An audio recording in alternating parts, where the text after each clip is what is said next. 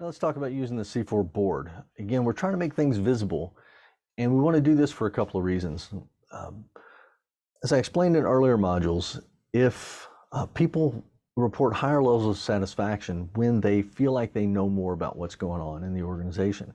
And I've seen lots and lots and lots of companies where people will say, you know, I've been reporting this problem for years and nobody's ever done anything about it. And I think a lot of that is because it's not written down. You don't have a system to keep track and make sure that the problem goes away. So the idea of the board is to make sure we're holding accountable the people who are listening to people and actually executing on these ideas. So people know that the leadership is listening, the resources are showing up, the ideas are being implemented. And they know when things are going to happen, because when we get to a certain point on the board, we put, here's the date that we're going to pull the trigger on this. So this is the simplicity of the board.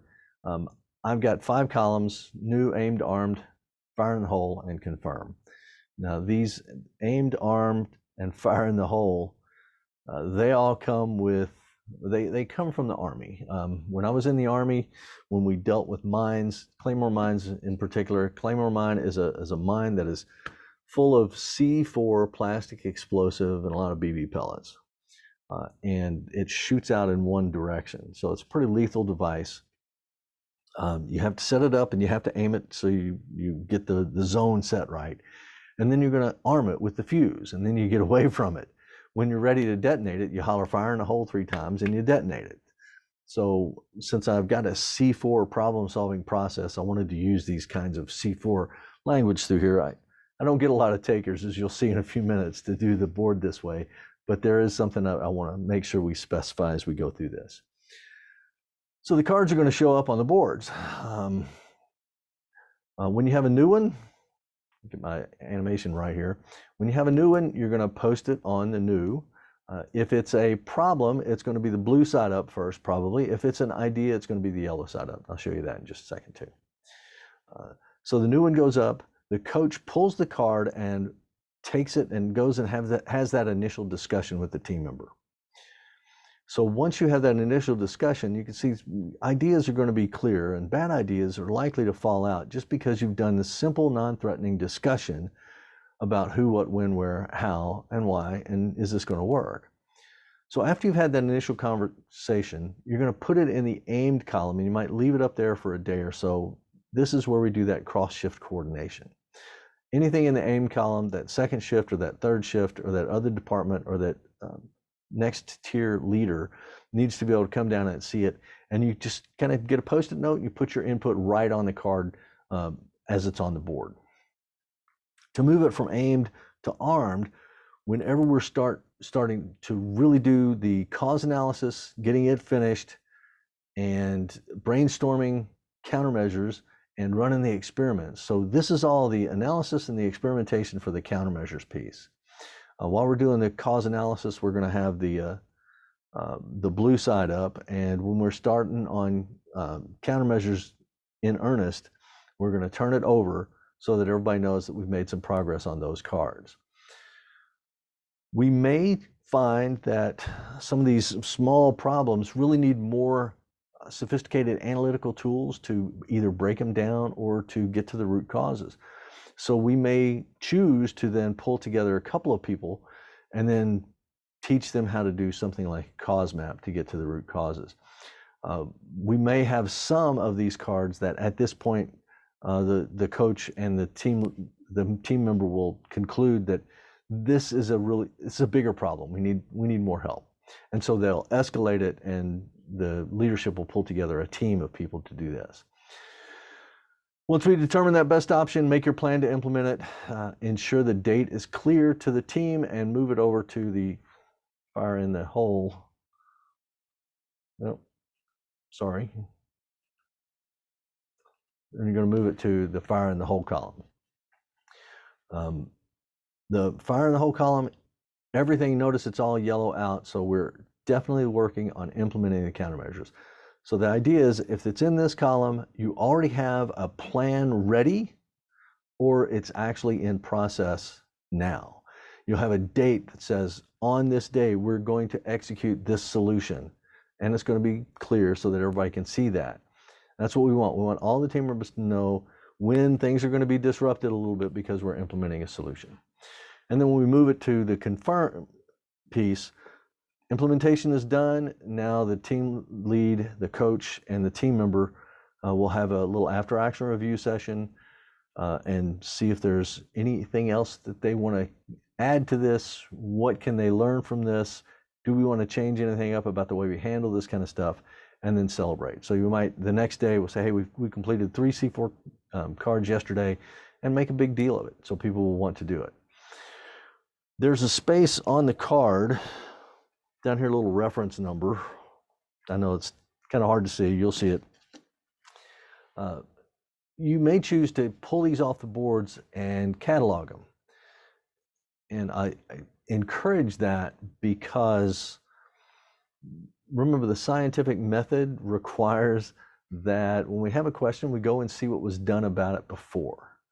So if somebody has an idea they think is fantastic, check this database, see if there's been that similar idea in the past. What did you do to it about it then? And then what do we need to change to go forward with it this time? Have a record. Can't hurt. In this slide, you see we've integrated the C4 board into the team information board, and you're going to get a whole lot more on the team information board a little bit later in the semester. But the idea is to have it in front of the team members all the time. So they always know where to go with an idea, where to go with the problem. They put it up on the board, and they can count on people actually working that because it's a visual system now.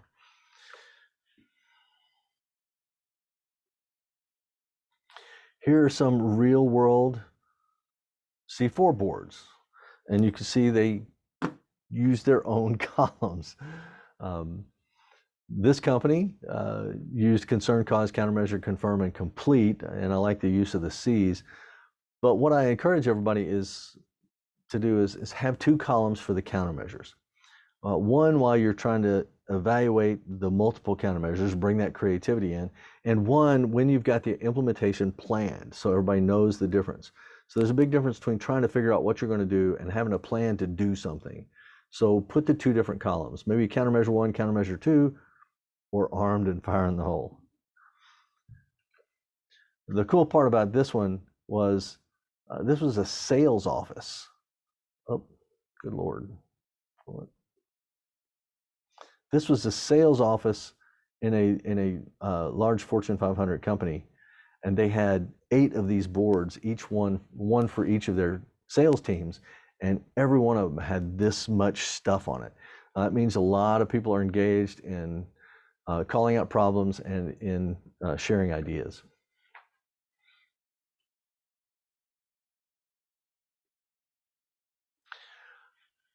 I like this one because it's compact, but it's also from the Mayo Clinic in Minnesota, but it was a trial. So one of the things you'll notice on this is that down here, if I can get my mouse to show up, my cursor, down here they've got an envelope, and this yellow label says, hey, we got to go outside of our own organization to get some additional coordination and help. You see they stayed with the concern, cause, countermeasure, confirm columns as well. Every day they would pull all of the new ones off, and in their huddle they would review each one of the new ones just very briefly and decide what they were going to work on that day. That was kind of cool. They've got a confirmed envelope. All the finished ones are down here in the confirmed envelope. All of these, like I said, were the problems that were surfaced that required input from some other department or some other division. This board is a pretty sophisticated board, and it took these guys about 6 months to get this developed. You can see they still start over on the left with the new suggestions, and they use it exclusively. In this company, they use it exclusively for ideas. They have other things for problem solving. So if there's an idea that's relatively simple and it's to just do it, it goes up here, and you can see that they've set the priority higher to lower priorities, and then there might be a shorter term or a longer term problem.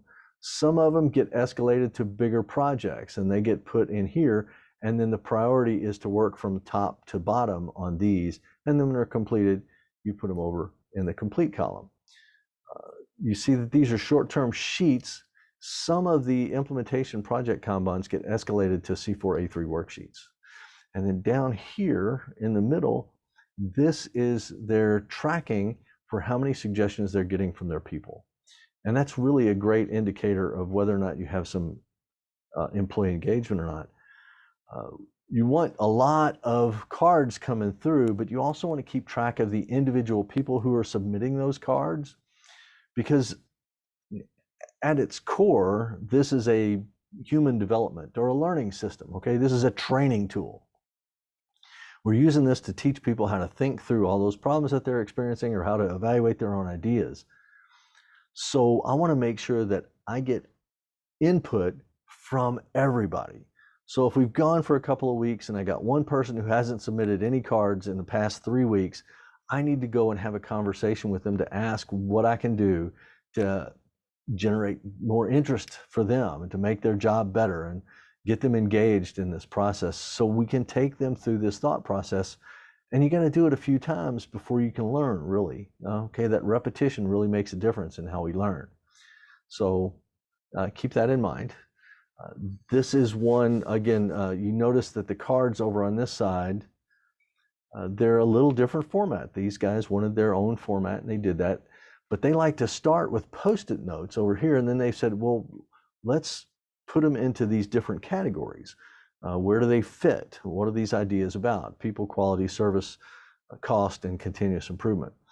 And they've got their impact effort matrix right there. So they'll put those on the matrix and then they'll pull from this Post-it note and then fill out one of these problem forms that actually goes into their more complex reporting system.